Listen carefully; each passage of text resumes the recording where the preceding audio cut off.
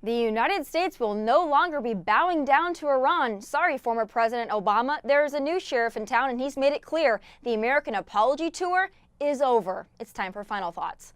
On Sunday night, President Trump took to Twitter to deliver a stern, all-caps warning to Iran. Never, ever threaten the United States again, or you will suffer consequences the likes of which few throughout history have ever suffered before. We are no longer a country that will stand for your demented words of violence and death. Be cautious. President Trump was responding to Iranian President Hassan Rouhani's comments during a televised speech in Tehran, where he said, "America must understand well that peace with Iran is the mother of all peace, and war with Iran is the mother of all wars." Rouhani also warned, "Do not play with the lion's tail or else you will regret it." Then, Monday night, Iran's foreign minister tweeted, "Color us unimpressed. The world heard even harsher bluster a few months ago, and Iranians have heard them, albeit more civilized ones, for 40 years.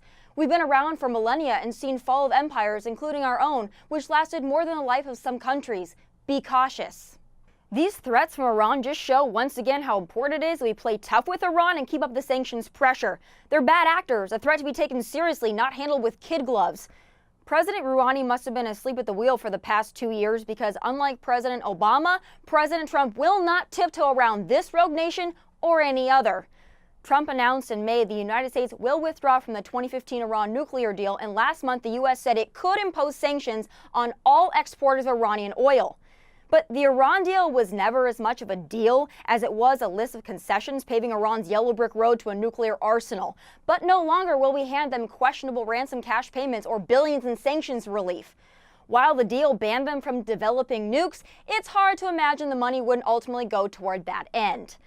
Iran's economy was already in trouble, with its currency dropping sharply in value against the dollar and a record amount of capital being taken out of the country last year. So let's get something straight.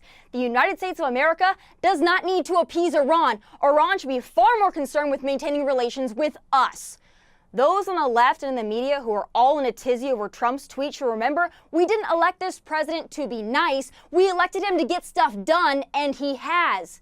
He did the same thing with Kim Jong Rocket Man-un when he made it clear America's nuclear button was far larger than North Korea's. The media freaked out then too and insisted Trump would ignite World War III on the Korean Peninsula. Then guess what? The two leaders sat down for a historic summit just last month, and North Korea may now be closer than ever to denuclearization. The same people who just last week were furious with Trump for working to restore diplomatic relations with Russia are now outraged with his tough warning to Iran, the #1 state sponsor of terror. Isn't that ironic? Is his style unconventional? Sure. Is it effective? You bet.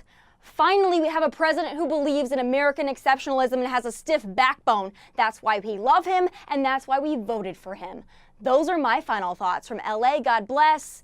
And take care.